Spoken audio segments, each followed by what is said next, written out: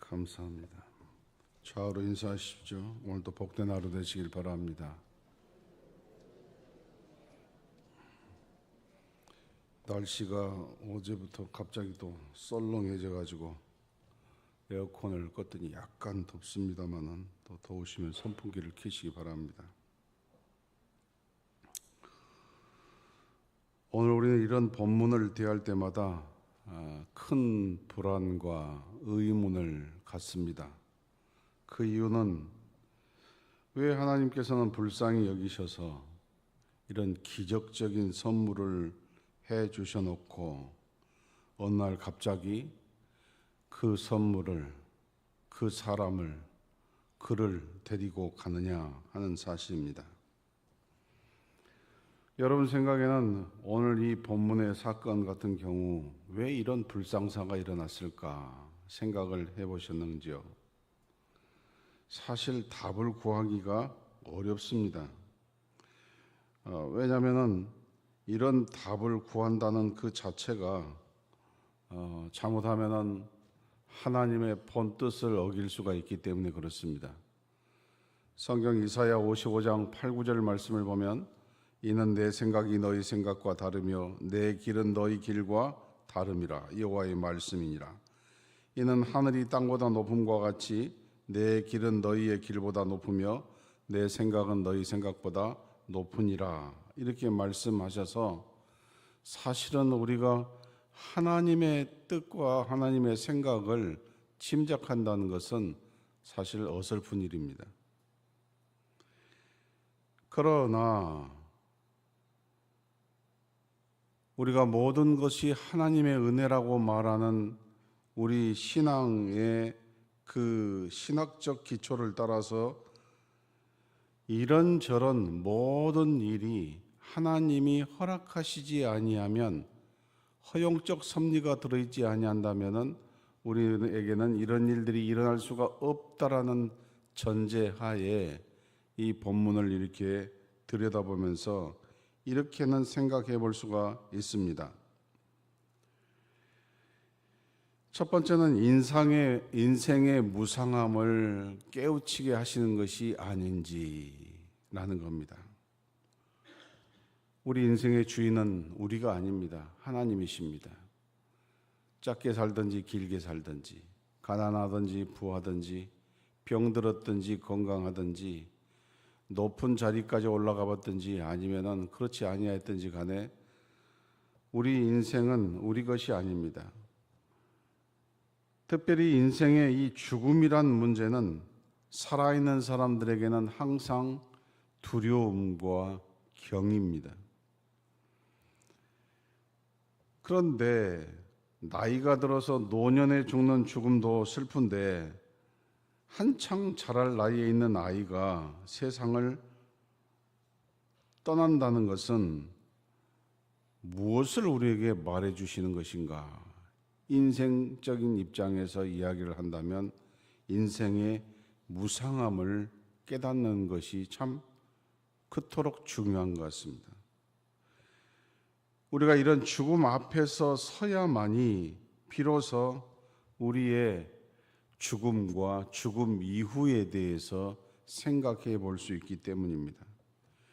그래서 이렇게 젊고 어린 사람들의 죽음을 우리의 삶의 주변에서 자주 목격해 함으로써 이제라도 우리의 인생이 대단한 인생이 아니라 덧없는 인생이라는 것을 깨닫고 너는 청년의 때 곧 공고한 날이 이르기 전 나는 아무 낙이 없다고 할 해가 가깝기 전에 너의 창조자를 기억하라 라는 말씀의 일부가 아닐까 생각합니다.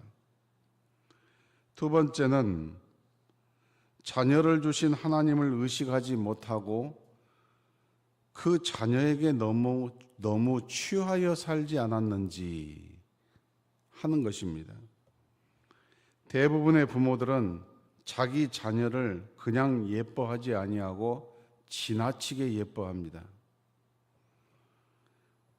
요즘과 같은 핵가족화가 되어 있는 시대에는 자녀들을 향한 사랑이나 애정 표현은 커트라인이 없습니다. 세상의 모든 부모는 다 말은 아이고 뭐 별거 없습니다 라고 자기 자녀에 대해서 말은 그렇게 표현하지만 다 자기 자녀가 최고라고 생각합니다. 어느 누구도 자기 아이나 자기 손주가 버릇 없다라고 생각하는 그런 사람은 별로 없습니다. 오늘 본문에 나오는 이 수넴 여인의 가족들도 역시 이 노년에 얻은 아이로 인하여서 얼마나 푹 빠졌을까요? 특별히 그의 남편은 나이가 많다 그랬습니다. 손주 같은 아들, 아들 같은 손주. 얼마나 귀하고 얼마나 좋고 얼마나 빠졌을까요? 이것이 또한 하나의 원인이 되는 겁니다. 주신 하나님보다도 주신 선물에 취하여 사는 경우. 세 번째는 처음부터 그 자녀에 대한 하나님의 계획은 거기까지였다. 이것이지 않을까 생각해 봅니다. 아이가 우리 가운데 있는 동안 그 아이가 우리 가운데 살아주면서 기쁨과 감사를 큰 힘을 주었던 것은 하나님의 계획 속에 거기까지였다라는 것이죠. 다 아시다시피 우리나라 사람들은 아이의 성장에 있어서 백일잔치를 해주고 돌잔치라는 말을 써서 해줍니다. 그 이유가 무엇입니까?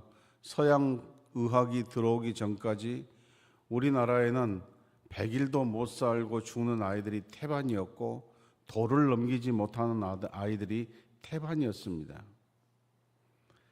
모든 아이들이 다 장수하고 건강한 것이 아닙니다. 과거에는 수많은 아이들이 꽃을 피워보지 못하고 많이 떨어졌습니다. 오늘 이 본문에 나오는 수넴 여인의 가족들 역시 노년에 얻은 이 아이로 인하여서 얼마나 푹 빠져 있었을까. 그런데 이 아이가 갑자기 세상을 떠난다? 무엇을 할 수가 있겠습니까? 무슨 말을 할 수가 있겠습니까? 그러나 냉정하게 그냥 말로 하는 냉정함을 가지고 이야기한다면 거기까지가 그 아이가 기쁨과 감사와 행복을 주는 시간으로 마감되게 하나님이 계획하셨다. 이렇게 생각할 수밖에 없습니다. 그래서 그동안의 감사와 기쁨과 행복을 원망으로 바꾸지 말라라는 것입니다.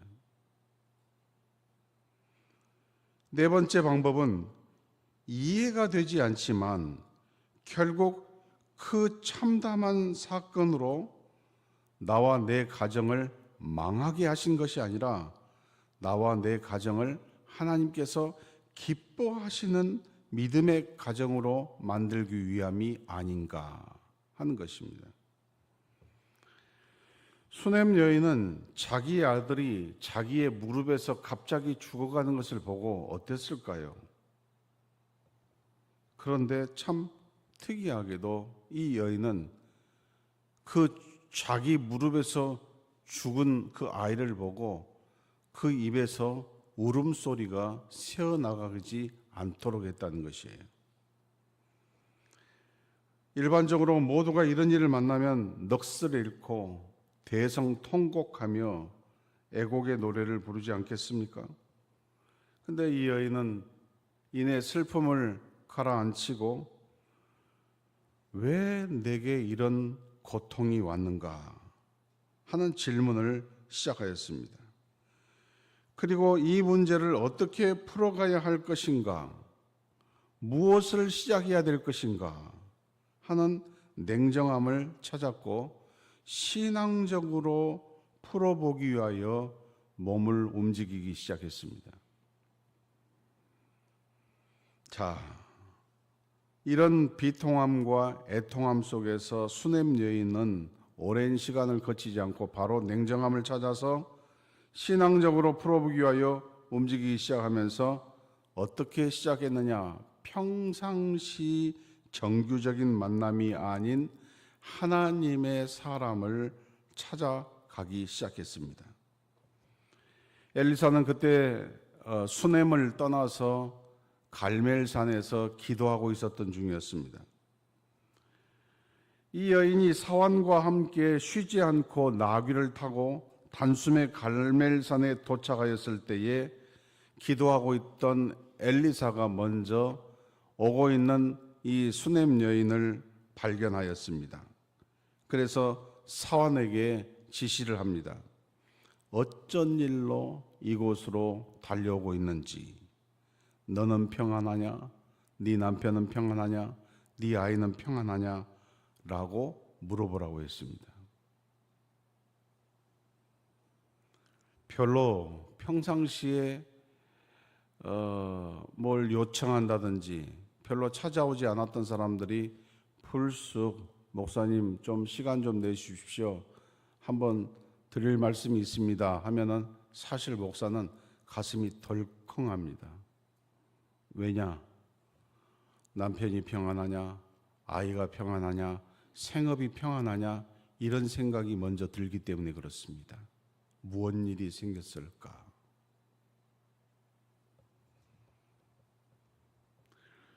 자, 이런 물음 속에 이때 수넴 여인의 고백이 있습니다. 그것은 다름이 아니라 평안하니이다. 평안하니이다 였습니다. 이 고백은 오늘 저와 여러분이 그리스도인으로서 도달해야 될 신앙의 가장 높은 경지입니다. 이런 상황에서 이런 말을 할 수가 있을까? 평안하니이다. 수넴 여인이 평안하니이다라고 대답하는 이 말의 깊은 의미는 아무 일이 없습니다라는 뜻이 아닙니다. 나와 내 가정에 어떤 일이 있어도 나는 하나님을 신뢰합니다. 샬롬, 이런 뜻이에요. 우리는 이보다도 약 1300년 전에 한 사람을 알고 있습니다. 100세 난 독자를 갖다 바쳐라 라고 아브라함에게 말씀하셨을 때에 아브라함은 어찌 이 아이를 하나님 앞에 바칠 수가 있었을까요? 그에 대해서 히브리서 기자는 11장 17절에서부터 이렇게 말씀합니다. 아브라함은 시험을 받을 때 믿음으로 이삭을 드렸으니 그는 약속들을 받은 자로 돼 그 외아들을 드렸느니라. 그에게 이미 말씀하시기를 네 자손이라 칭할 자는 이삭으로 말미암으리라 하셨으니 그가 하나님이 능히 이삭을 죽은 자 가운데서 다시 살리실 줄을 생각한지라. 비유컨대 그를 죽은 자 가운데서 도로 받은 것이니라. 아멘. 우리 마음에 평안을 유지할 수 있는 믿음을 우리에게 제시하고 있습니다. 하나님이 능히 이삭을 죽은 자 가운데서 다시 살리실 줄을 생각한지라. 이게 아브라함의 믿음이었습니다. 우리는 우리에게 일어나는 참담하고 비통한 이 아이의 죽음 앞에 담대한 믿음으로 서 있는 아브라함 같은 수넴 여인을 또 한 번 만나게 되는 것입니다. 아브라함 같은 수넴 여인이요. 이런 상황 속에서 하나님을 신뢰하는 이 여인은 처음부터 달랐습니다. 그 믿음이 있다는 것이 어쩌다 보니까 그렇게 된 것이 아니에요. 이 여인은 아이가 무릎에서 죽은 것을 보면서도 자신의 눈에서 눈물을 떨어뜨리지 아니하고 자기의 입에서 애곡의 소리가 한마디도 새 나가지 않도록 침착하게 슬픔을 억제하고 끈기 있게 고통을 인내하며 오직 하나님을 바라보며 하나님의 사람을 찾아간 것이죠. 그런 다음에 이 아이를 위하여 무엇을 해야 될 것인가 최선의 방법을 위하여서 신앙적 몸부림을 시작한 것이에요. 우리는 신앙이 대단히 좋은 것 같다가도 우리의 상황이 비참해지고 두려워지고 어려우면 신앙이 날아가 버립니다. 바람에 날아가 버려요. 그래서 세상 사람들이 하는 모든 방법을 다 동원하고 거기에다가 다 쏟습니다. 감정도, 관계도, 태도도, 모든 것이 다 한순간에 마치 토네이도가 쓸어가듯이 다 쓸어가 버릴 경우가 많습니다.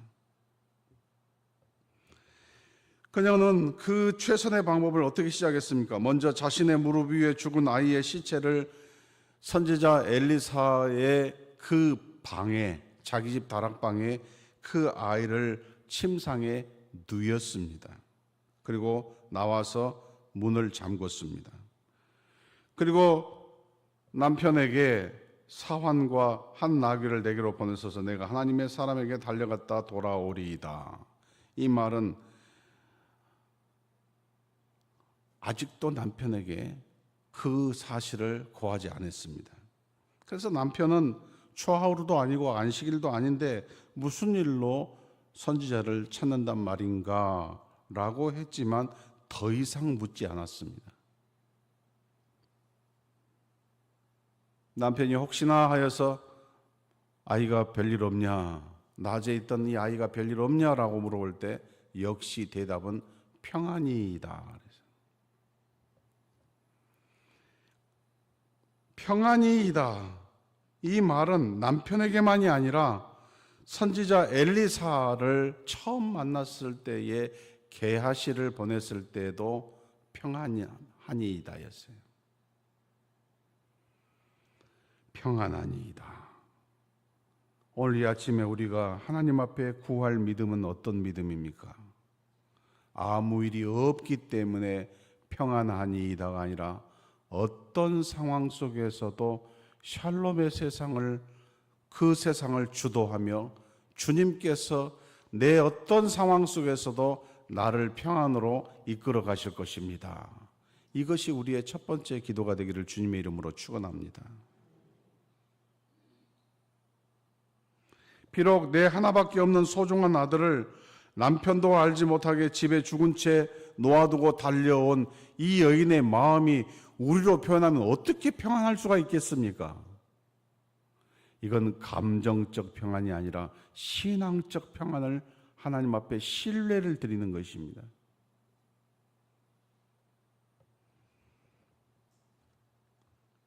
엘리사 선지자는 냅다 달려온 이 수넴 여인을 향하여서 그녀의 반응을 지켜보았는데 수넴 여인의 입에서는 서둘러 오는 몸과는 다르게 평안하니이다라는 대답을 들었습니다.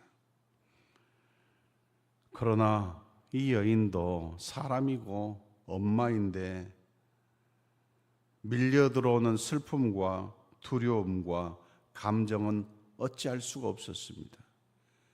그래서 엘리사를 보자 마치 하나님을 보는 것처럼 이 엘리사 앞에 무릎을 꿇고 엘리사의 두 발을 부여잡고 울지 않았겠습니까? 통곡하지 않았겠습니까? 지금까지 하지 못했던 모든 두려움과 그 슬픔을 털어내지 않았겠습니까? 옆에 있던 사환 게하시가 그 모습이 너무 격렬하고 격하니까 떼어놓으려고 하지 않았습니까? 그때 엘리사가 뭐라 그럽니까? 가만둬라. 마음의 중심이 괴로움이 있다. 내용은 하나님께서 내게 가르쳐 주시지 않았지만 이 여인이 가지고 있는 것은 너무나 큰 괴로움인가 보다. 이렇게 말했죠. 여인에게서 사연을 들은 이 엘리사의 반응을 보십시다. 먼저 사환 게하시에게 지팡이를 주면서 너는 허리를 묶고 빨리 달려 수넴 여인의 집에 도착하여 이 지팡이를 이 아이의 얼굴에 올려놓고 가는 동안 누구에게도 인사하지 말고 또 받지도 말고 빨리 달려가라 그랬어요. 여러분, 이 사환 게하시가 누군지 아십니까? 나중에 나아만에게 뇌물을 받고 문둥병 걸린 그 게하시입니다. 사환은 가서 그 일을 했습니다. 지시대로. 그런데 아무 일이 일어나지 않았습니다. 왜 그랬는가는 다음들 사건들을 통해서 짐작해 볼 수 있는 게하시의 믿음이에요. 여인이 믿음이 좋고 엘리사의 믿음이 좋고 거기에 있는 게하시인데 게하시는 그 믿음을 배우지를 못했습니다. 같이 앉아서 어떤 사람은 은혜를 받고 어떤 사람은 은혜를 받지 못하는 것을 통탄해야 된다는 것이에요. 똑같은 자리에 앉아서 한 사람은 충만함을 갖는데 한 사람은 기갈함을 갖는다는 것은 참 가슴 아픈 일입니다. 이런 것을 원통하게 여겨야지 다른 것을 원통하게 여겨서는 안 됩니다. 자, 그래서 우리는 또 도전받아야 될 사실이 있습니다. 수넴 여인은 게하시가 떠날 때 떠나지 않습니다. 그는 엘리사를 붙잡고 있습니다. 여호와의 사심과 당신의 혼의 사심을 가리켜 맹세하노니 내가 당신을 떠나지 아니하리이다. 무슨 말입니까? 하나님의 역사가 임하기를 원합니다. 내 고백처럼 되어지기를 원합니다. 하고 그 자리를 뜨지 않았다는 것이죠. 이것은 예수님 당시에 12의 혈류병 걸린 여인이 예수님을 만나기 전부터 내가 그 옷자락이라도 붙잡으면 내가 나을 것이라는 믿음과 같은 것이에요. 엘리사가 수넴 여인의 뒤를 쫓아 자신이 기거하던 방에 도착했습니다. 방에 들어가 보니까 아이가 자기의 침상에 누워 있습니다. 그는 하나님 앞에 기도했습니다.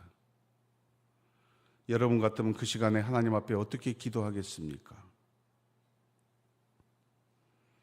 그리고 아이의 몸에 올라타서 아이와 자신을 포개어 한 몸이 되도록 했다라고 했습니다.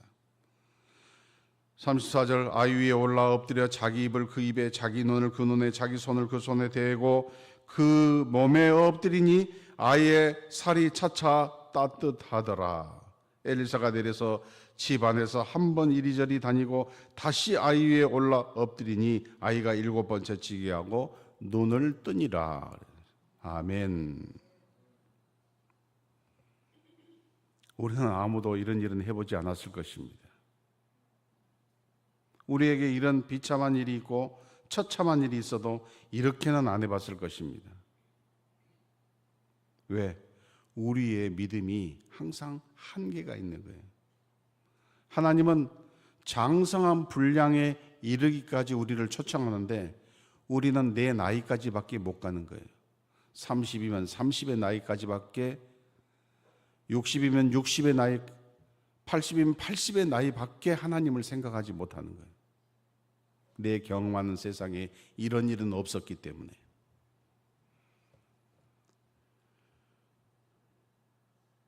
그런데 오늘 이 아침에 또 하나 우리에게 기도의 제목을 주신 것은 뭐냐? 모든 것이 실패하고 모든 것이 넘어지고 모든 것이 죽은 자같이 되었다 할지라도 주님의 마음에 자기를 포기할 때에 주님과 우리가 하나 되어서 우리의 문제들이 해결될 것이라는 또 하나의 기도의 응답이 있습니다.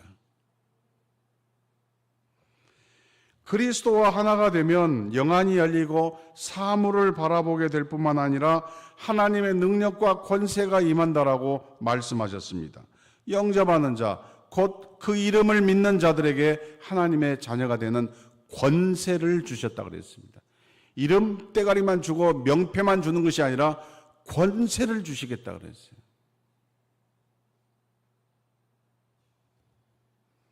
베드로와 요한은 성전에 들어갈 때부터 나면서 안전병이 된 자가 자기를 구결할 때에 두 사람은 동시에 입이 열렸습니다. 은과 금은 없지만 내게 있는 것으로 네게 주노니 곧 나사렛 예수 그리스도 이름으로 걸으라. 우리는 지금 우리에게 뭐가 있으며 우리는 주님에게 포기할 만한 그런 믿음이 있는지 라고 생각하게 하는 그런 내용입니다. 말씀을 맺습니다. 왜 이런 불상사가 일어날까? 왜 내게 이런 애통함이 다가올까? 우리는 알 수 없습니다. 하나님의 생각과 하나님의 길을 알지 못합니다. 그러나 그 순간부터 우리가 해야 할 일은 있습니다. 그게 뭐냐? 이 문제를 어떻게 풀어가야 될 것인가?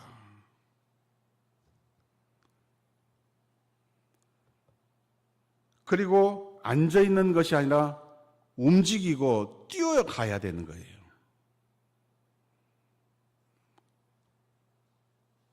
우리가 어렵고 괴롭고 비참한 문제가 일어날수록 주님, 내 입에서 먼저 평안이이다. 이 고백 나오게 하여 주시고 고백만 나오지 않고 움직이게 하여 주시옵소서. 어디로 가야 될 것인가 방향이 정해지게 하여 주시옵소서. 두 번째 기도 제목은 수넴 여인이 이 상황 속에서 시작했던 일들은 다시금 하나님의 사람 엘리사에게 갔지만 그건 곧 하나님께 뛰어갔다는 것이죠. 주신 분에게 뛰어갔다는 것이에요. 그 사이를 조심해야 돼요. 하나님 앞에 뛰어가는 그 사이에 누구를 만나든지 누가 묻든지 이 여인의 입에서는 평안하니이다가 나왔어요. 문제가 해결될 때까지 우리의 고백이 흔들리지 않기를 주님의 이름으로 축원합니다. 머리 따로, 가슴 따로, 몸 따로가 아니라 모든 것이 동일해야 되는 것이. 응답받을 때까지 흔들리지 아니하고 평안하니이다라고 말할 수 있는 그런 분들이 되시기를 주의 이름으로 축원합니다. 그런가 하면은 이런 비참한 문제, 괴로운 문제, 막막한 문제, 해결되지 않는 문제가 우리 앞에 자꾸 산처럼 밀려 들어올 때에 부부의 문제, 부모의 문제, 자녀의 문제, 생업의 문제, 건강의 문제, 취업의 문제, 결혼의 문제, 승진의 문제 한두 개가 아니지 않습니까? 그때마다 주님, 모든 문제가 주님께 포개지게 하여 주시옵소서. 이 기도가 우리에게 필요한 것입니다. 내 문제가, 내 상황이 주님에게 포개지게 하여 주시옵소서. 자, 기도하십시다. 어떤 기도를 할 것이냐? 오늘 첫 번째 기도 제목이 무엇입니까? 이 상황 속에서 무엇부터 시작할 것인가?